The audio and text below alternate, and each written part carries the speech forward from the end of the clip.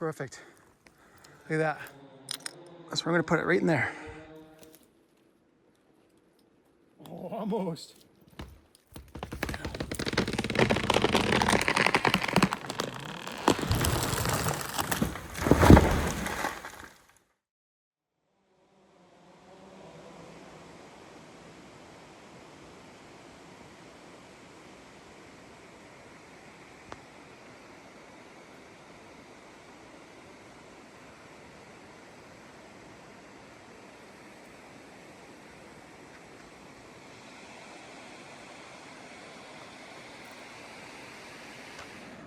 Okay, I haven't filmed anything all morning. I just finished that ridge way over there.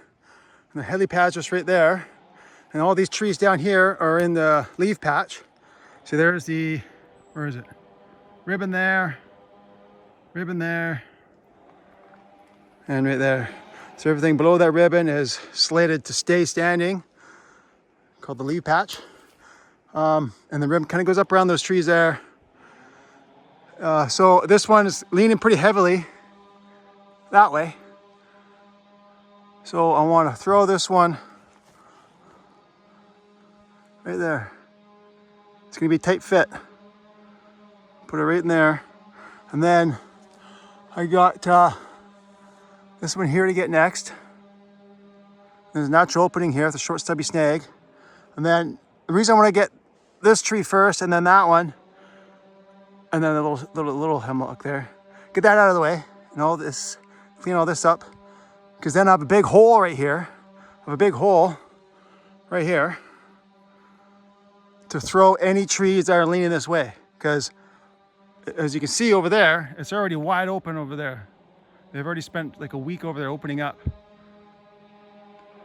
So anything going that way has a big hole, but anything coming this way right now doesn't. So I want to make a hole for that. And that's a low point, but quickly, if I were to start there, I'd quickly need to come into here anyway.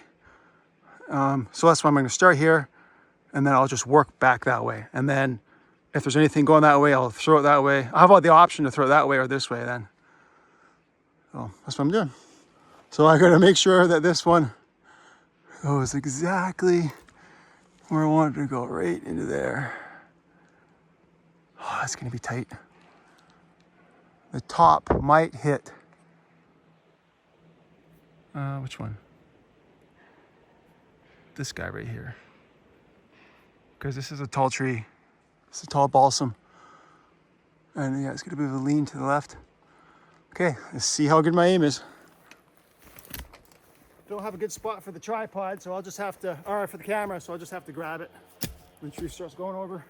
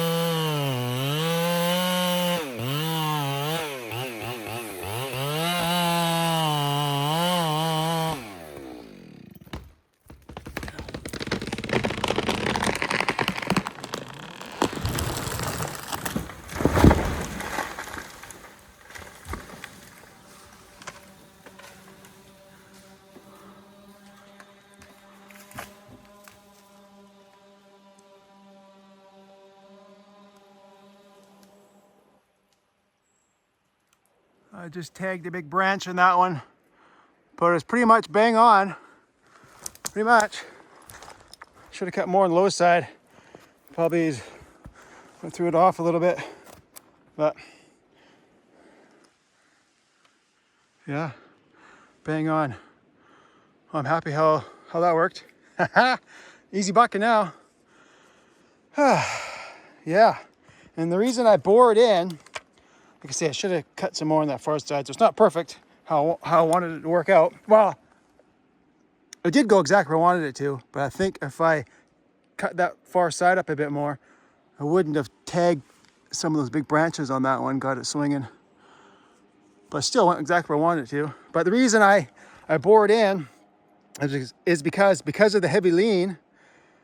If I didn't bore in and I just started cutting back like this, it would have went before I was finished cutting my back cut, right? It would have went when there's tons of holding wood left, and that could have affected the aim and maybe barber's hard, but I could more though, it would have affected my aim. It might have slammed into a tree or something and made a big mess. So that's why I bored it. So I had it all cut up perfectly, and then I just cut the strap, and then it just fell exactly where I aimed it. Yeah, awesome. Off to a good start. Okay, got this hemlock here, and it's got a swoop to it. Like it goes up, it swoops up like this, and then the top seems to come back. But I think most of the weight's on this side. I'm gonna throw it right below this snag stump. Yeah, throw it right in there. I got that stump right there. It had a real tall hemlock, but it was garbage because it had fungus is growing all up it and full of knots. So that's garbage. And then I fell the cedar next. And the cut did drop. Okay, never mind. Right there, the cut dropped. So I almost got pinched there. The cut didn't drop. That's like 6 feet in the air. There's bucking at head height. And I guess it did drop. That was like 5 minutes ago. Yeah, so I want to throw this one right in there. I don't want to land on that cedar because I want to break the cedar, but if it rolls on it, that's fine. So, yeah. That's where I'm going to put it, right in there.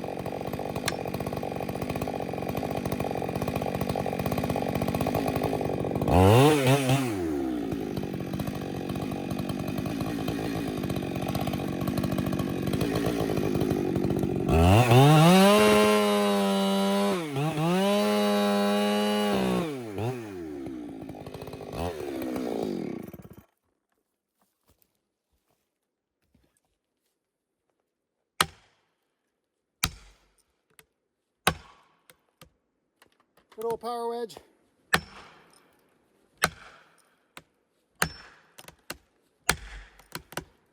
Yeah, one-handed. Was that a 4-foot old growth hemlock? No problem.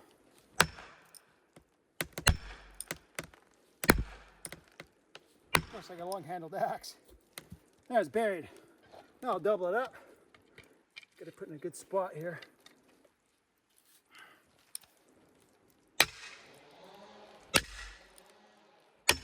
Oh, easy.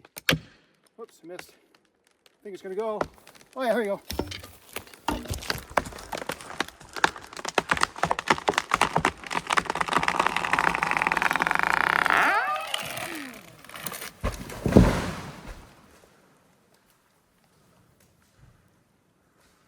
Perfect.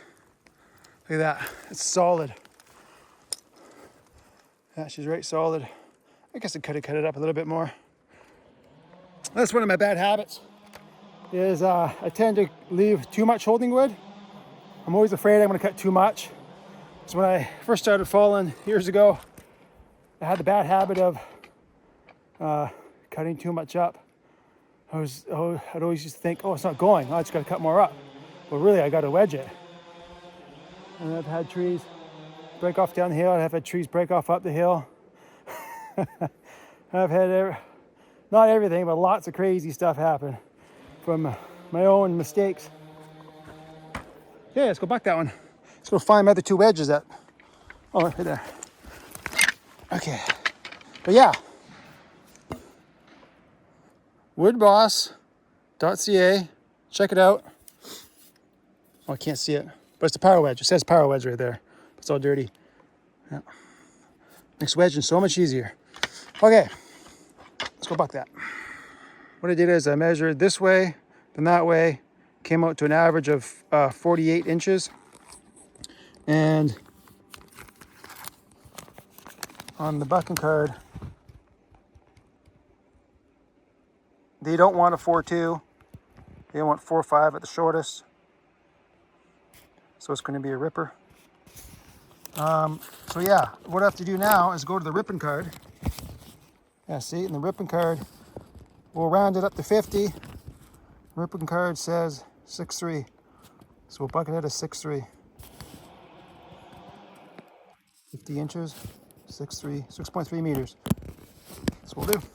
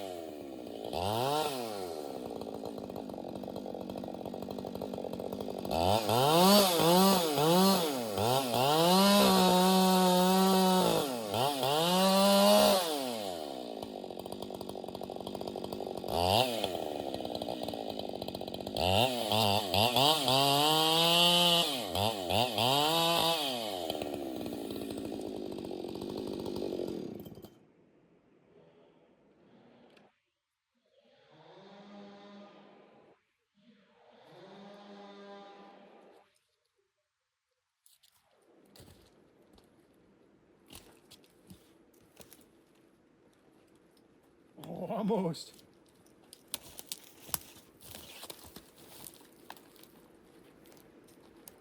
I thought I could push it. Just sit there.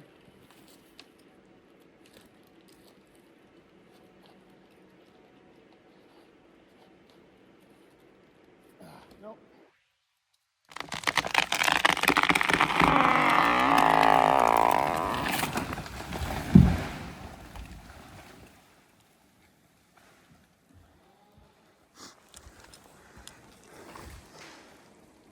Yeah, undercut was a bit small, but I thought I was leaning that way. Same thing, had a bit of a swoop to it. The top was leaning like this, but the most of the body of the tree was like that. Bowed out that way. I had to put a couple wedges in there, I got her over.